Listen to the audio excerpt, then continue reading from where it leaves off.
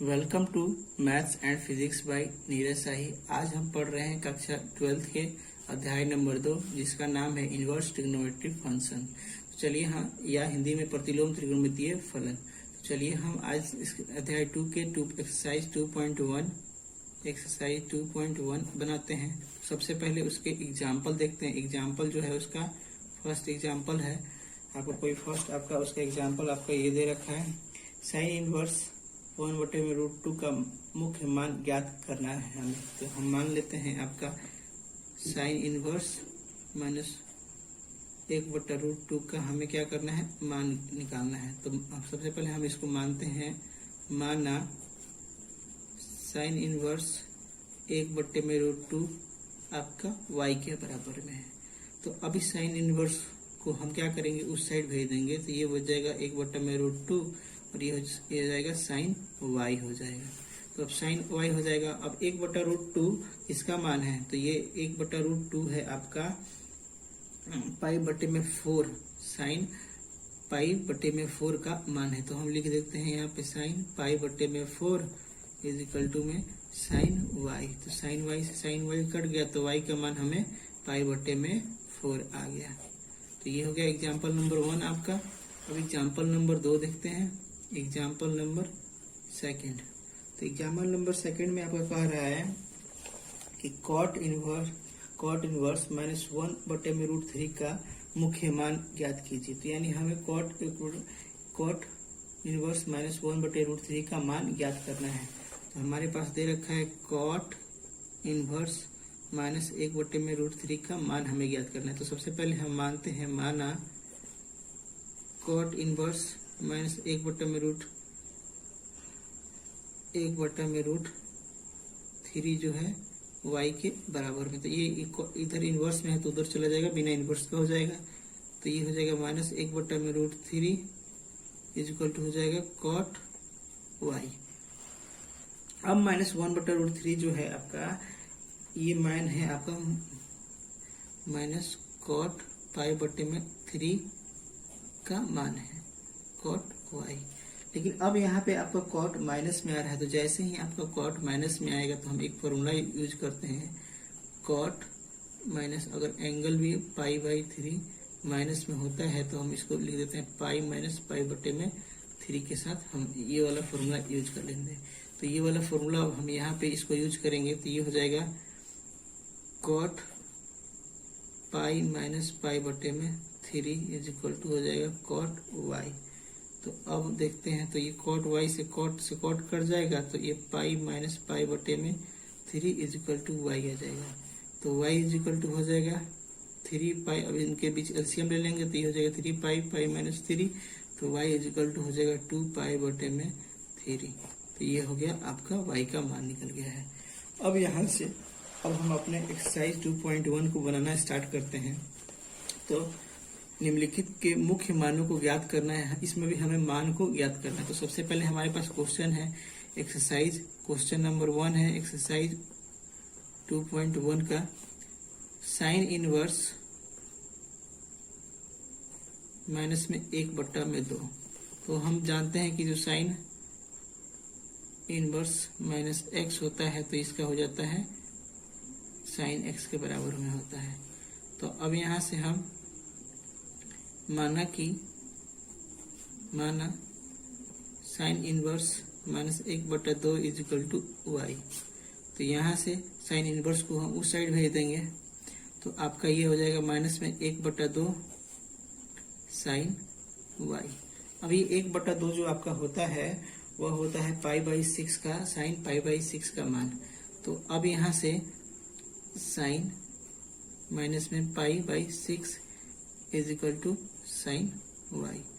तो अब इस साइन से साइन कट जाएगा, तो y इक्वल टू आ जाएगा माइनस का π/6।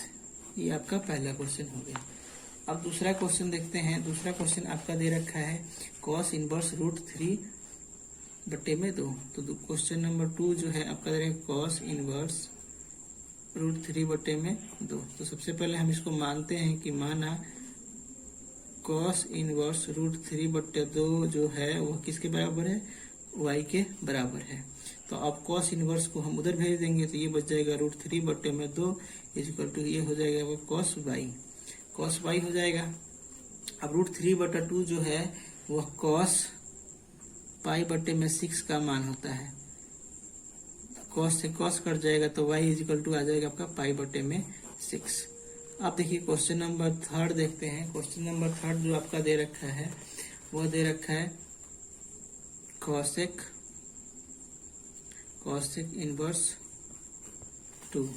तो अब सबसे पहले हम मानते हैं कि कॉसेक इनवर्स 2 जो है कॉसेक इनवर्स 2 जो है वो किसके बराबर है, y के बराबर। तो ये कॉसेक इनवर्स उधर चला जाएगा तो ये बच जाएगा 2 इजिकल टू कॉसेक y, और जो 2 होता है वो मान होता है कॉसेक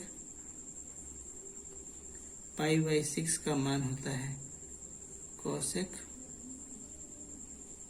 y। तो कॉस से कॉस से जाएगा y इजिकल टू आ जाएगा आपका π/6। तो सबसे पहले जो हम क्या किए हैं, इसको माने कॉसेक इनवर्स 2 को बराबर y है, तो कॉसेक इनवर्स को उधर भेज देगा तो ये 2 इजिकल टू कॉसेक y हो जाएगा। तो कॉसेक कट जाएगा तो y का मान आपका π/6 आ जाएगा। अब नेक्स्ट क्वेश्चन देखते हैं। आपका अगला क्वेश्चन जो है दे रखा है question number 4 tan inverse √3। tan inverse √3 के लिए हमें निकालना है क्वेश्चन नंबर जो आपका है 4 दे रखा है tan इनवर्स माइनस के √3। तो tan इनवर्स माइनस का अगर √3 होता है तो फॉर्मूला होता है माइनस tan, अगर ये एंगल x है मान लेते हैं तो ये हो जाएगा x, तो यानी माइनस बाहर आ जाता है tan x वैसे हो जाता है। तो अब यहाँ पे हम मानते हैं माना tan इनवर्स माइनस में √3 जो है वो किसके बराबर है, y के बराबर। तो इनवर्स को हम उधर भेज देंगे तो ये बच जाएगा माइनस का √3 tan y। अब माइनस √3 जो है वो किसका √3 जो है आपका वो है tan π/3 का मान, किसका है tan π/3 का मान, और माइनस का इस वाले फॉर्मूला से हम यूज करेंगे तो माइनस का बाहर आ जाएगा और ये आ जाएगा आपका tan y। tan से tan कट गया तो y इजिकल टू आ जाएगा माइनस का π/3 आंसर। अब देखते हैं क्वेश्चन नंबर 5। क्वेश्चन नंबर जो 5 दे रखा है cos इनवर्स -1/2। तो सबसे पहले हम इसको माना